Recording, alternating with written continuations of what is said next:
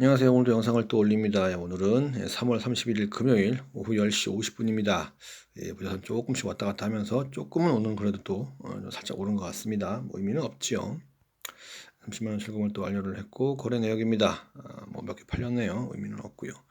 다른 것보다도 지금 솔라가 야 이거 왜 이렇게 잘 가냐? 솔라, 뭐 제로엑스, 헤데라, 엘프 오늘 꽤 많지요. 알트로 조금씩 옮겨가는 것인지 분위기 좋습니다. 뭐 떨어진 것도 물론 있지요. 유지정 받은 것들 이런 것들도 있고 그렇습니다.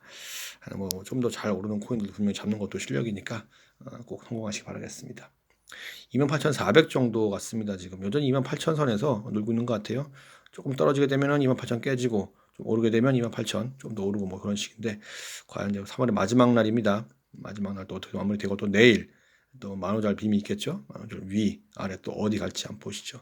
일단 이런 식의 느낌이 있었네요. 28,400입니다. 오늘 밤에 또 움직임이 있을까요? 그건 모르죠. 한번 또 지켜보시죠. 오늘은 빗썸 얘기하고요. 권도형 얘기 이 두 가지 가장 큰 것 같습니다. 나머지는 뭐 별로 대단한 게 없는 것 같습니다. 일단 그 빗썸을 지탱하고 있는 아주 유명한 그 회사죠. 비덴트.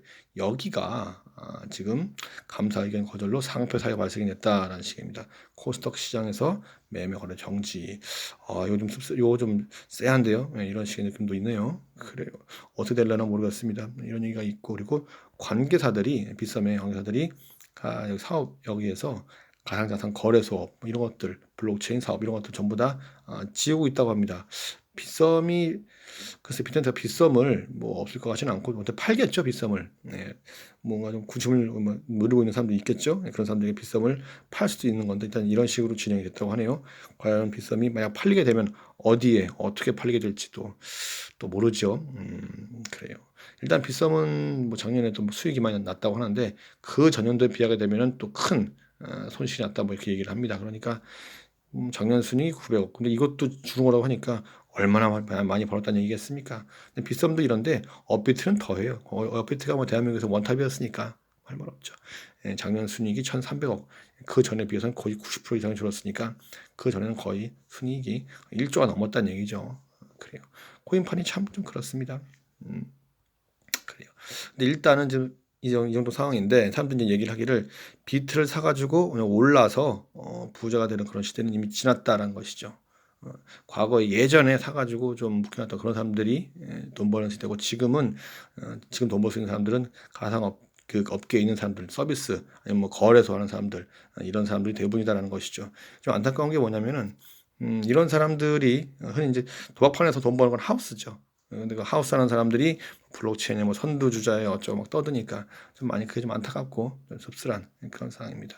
권정영이죠. 권정영 지금 잡혀 있습니다만 가장 중요한 게 지금 여권은 모두 진짜 아니 여권이 근데 진짜인가 아닌가 이거를 논쟁하는 이걸 해야 됩니까? 나 참 어이가 없는데 이게 참 중요한 게 여권이 문제가 아닌 거잖아요, 그죠? 예, 여권이 문제가 아니고 진짜 실제로는 우리가 지금 집중해야 될 문제는 다른 게 있는데 하여간 변호사들은 다 그렇지.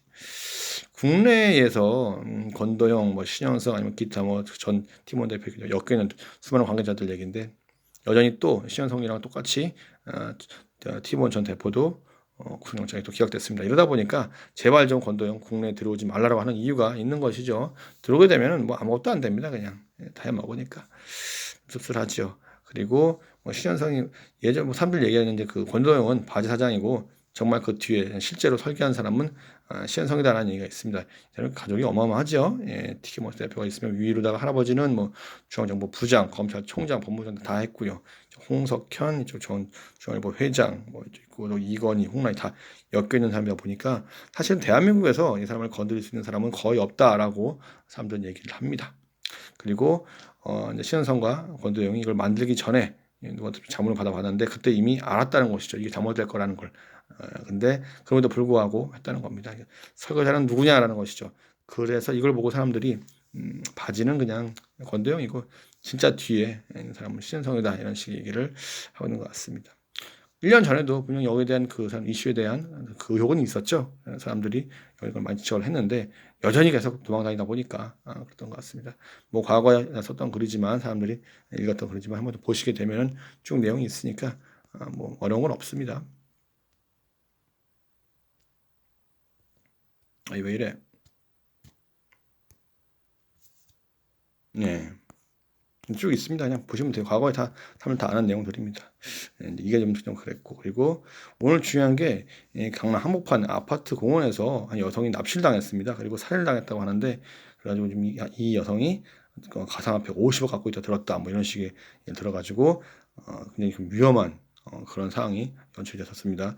이제 결국은 살인을 당하고 큰 피해가 났죠. 근데 이걸 지금 이제 사람들이 좀 다시 알아보니까 내용이 있는 게, 여기에 대한 피해자가 지금 가상화폐 관련해가지고 피해자가 있나 봐요. 근데 이 피해자가 살해를 당한 사람들이 다 모았나 보죠. 투자자들 모아가지고 어디 업체에 그걸 돈을 넘겼는데 그 업체 날라버리고 이 여성분이 뒤집어 썼나 봐요. 그래가지고 지금 사기를 당한 피해자들이 그런 중에 한 명이 여자를 납치해가지고 살해한 것 같은데, 하여간에 좀 사기, 살해 혹은 사기 뭐 이런 것들, 횡령, 특히나 남의 돈을 이렇게 가지고 투자하는 것도 정말로 위험한 겁니다. 진짜로. 그래요. 또 코인 쪽이라고 하니까 또 다단계 쪽이겠죠. 씁쓸한 노릇입니다. 이상입니다. 지금 분위기는 그냥 그렇습니다. 과연 또 오늘 밤에 또 어떻게 움직일지, 그리고 또 내일 또 만원들 빔 어떤 코인이 또 어떻게 올라갈지 또 내려갈지 한번 더 지켜보시죠. 돈들 많이 버시고요. 내일도 또 화이팅 하시죠. 감사합니다.